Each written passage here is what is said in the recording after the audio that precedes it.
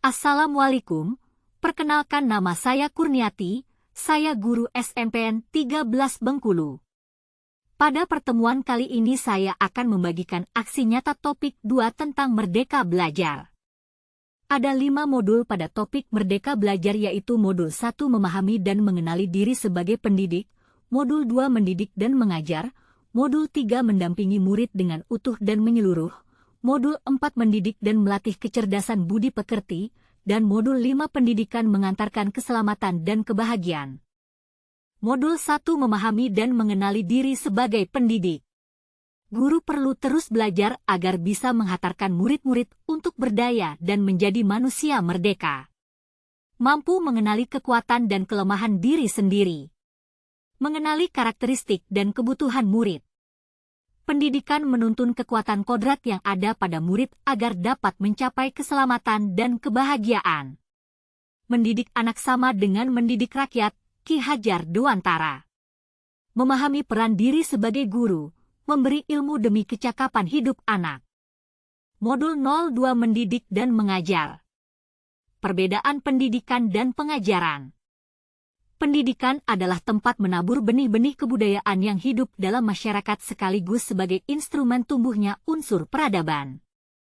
Pengajaran adalah suatu cara dalam menyampaikan ilmu atau manfaat bagi hidup anak-anak secara lahir dan batin.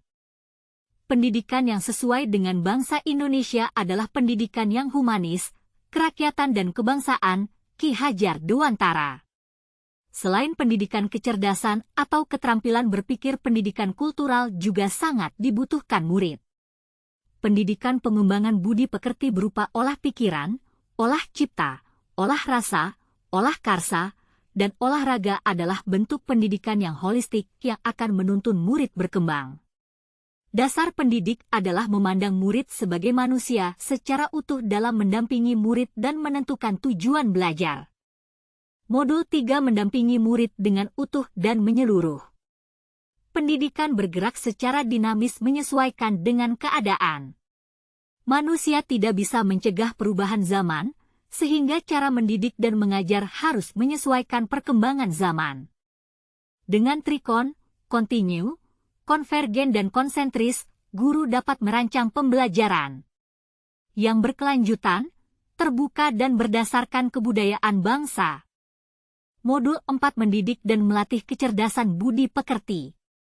Sebagai pendidik, guru tidak cukup hanya membantu murid meningkatkan kecakapan kognitif. Budi pekerti dimaknai sebagai perpaduan antara cipta, kognitif, dan rasa, afektif, sehingga menghasilkan karsa, psikomotorik. Keluarga merupakan tempat utama dan yang paling baik dalam melatih anak atau murid, Ki Hajar Dewantara. Modul 5 pendidikan yang mengantarkan keselamatan dan kebahagiaan. Ki Hajar Dewantara mengenalkan sistem Among sebagai suatu metode pendidikan yang menekankan pada proses pembelajaran yang dikenal dengan Ing Ngarso Sung Tulodo, di depan memberikan teladan, Ing Madyo Mangun Karso, di tengah memangun kehendak, Tut Wuri Handayani, di belakang memberi dorongan.